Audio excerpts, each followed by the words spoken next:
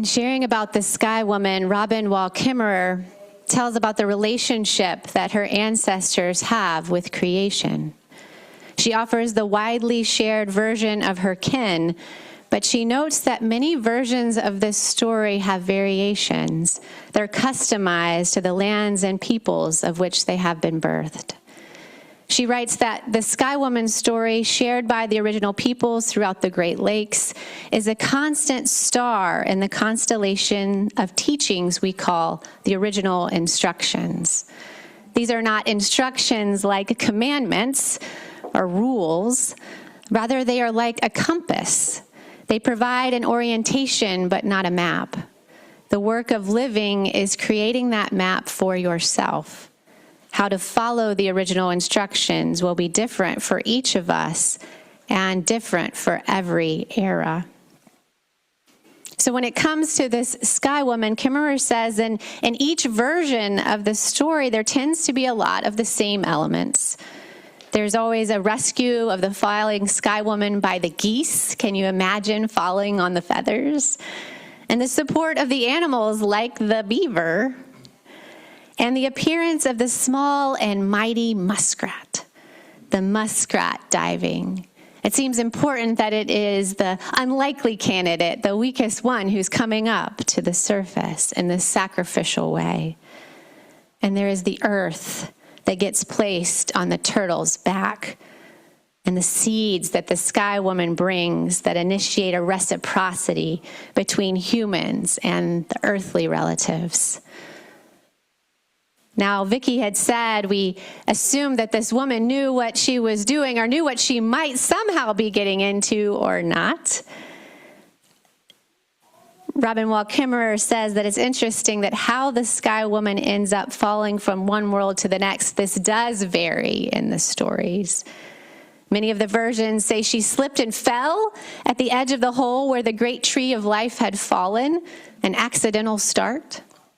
But other tellings of this myth say that there was no accident. She was pushed, or she was launched because her sacred gift and offering were needed, were necessary for the forging of shared life. We feel this suspension, the hesitation, and the hovering of her fate. Did she choose it or not? Why does it matter how she fell? There is the suspension of the before when there is Sky World, and the after when she comes to earth. And I'm thinking that I suspect that it has something to do with her agency in this process, her participation in the unfolding that seems to matter. And I'm wondering if it is in different eras, from different points of view, that come to different conclusions about just how willing she may or may not have been to go out into the unknown.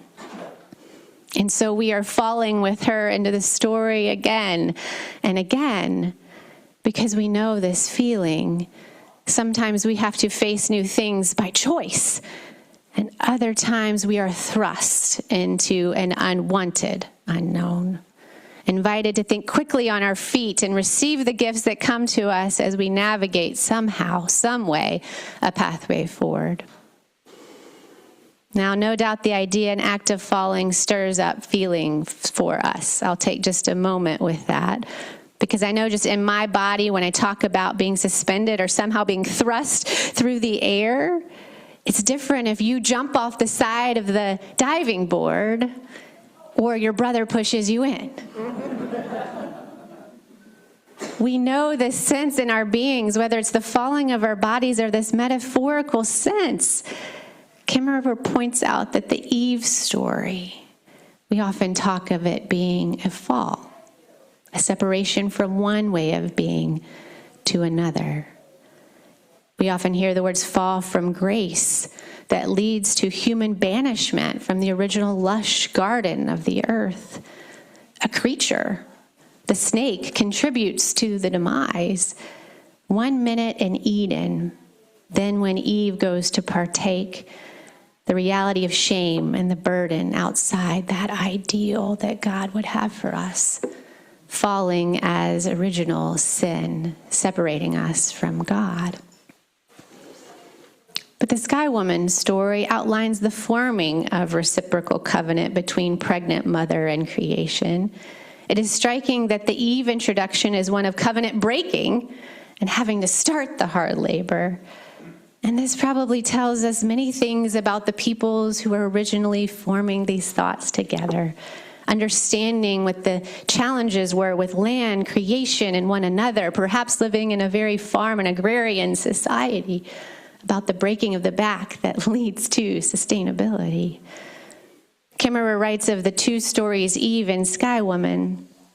Same species, same earth, different stories.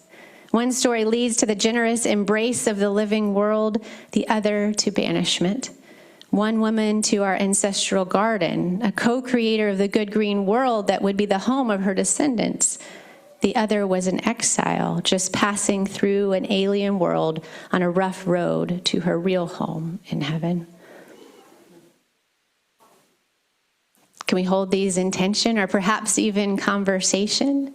The Eve that resides in our minds of the fallenness and separation we have from the divine, and the invitation with the Sky Woman to keep falling with the divine into our creative purpose, whatever it might be and whatever work we might require to do. We look particularly out at the season that is coming to us through the fall. And on the cusp of this new season, can we learn from the leaves who so naturally find themselves falling from the trees?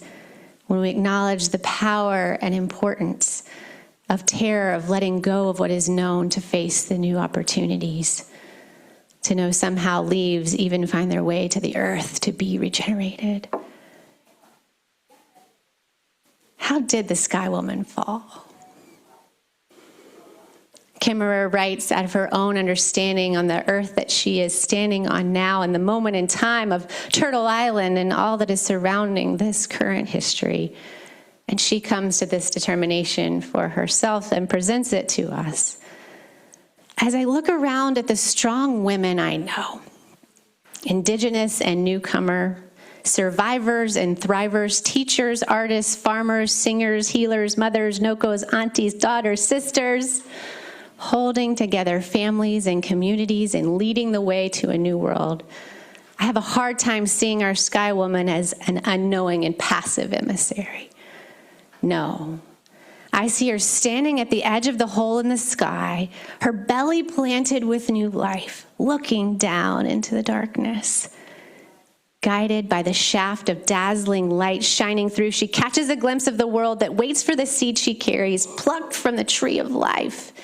And with all humility and respect for the teachings of this sacred story, Kimmerer writes, I cannot help my imagining forward to this moment on the circle of time. What if, with full agency, she spreads her arms, looks over her shoulder, feels her child stir within, and then she jumps. She is a woman with a duty to safeguard life, just as women have done throughout our painful history, carrying life through times of starvation and disease on the long walks of removal, hiding children from the boarding schools and embracing the ones who came back, fighting pipelines, protecting water, saving the seeds, learning the language, holding the ceremonies, honoring the earth. Sky Woman's descendants are not women who would step away from the edge if it meant protection of life. We know something of this in our bones. The sacrifice that comes in the willingness to face a dreaded height and a launch into new hardship. It feels Christly. Remember the muskrat's little hand wrapped around the mud. The reciprocal giving and taking to initiate new life, even up until our limitations, if it means creating something good for a next generation. She goes on, and I think important for our time. It is good to remember that the original woman was herself an immigrant. She fell a long way from her home in the sky world, leaving behind all who knew her and who held her dear. She could never go back. Since 1492, most here are immigrants as well, perhaps arriving on Ellis Island without even knowing that Turtle Island rested beneath their feet.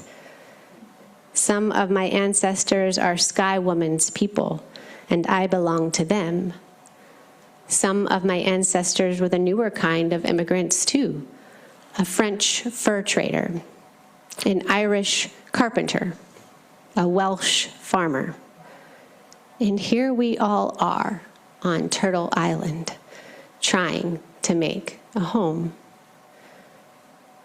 Their stories of arrivals with empty pockets and nothing but hope resonate with Sky Woman's.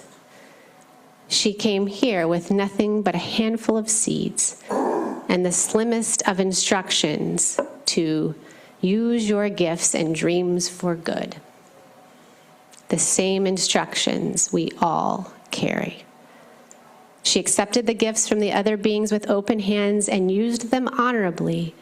She shared the gifts she brought from Skyworld as she set herself about the business of flourishing and of making a home.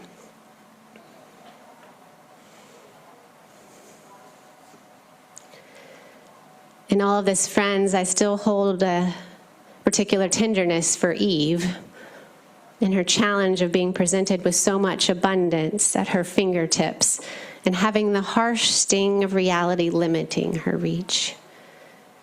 But from the vantage point of an Eve toiling and spinning with shame, I am able to cross over to a new edge of creative potential.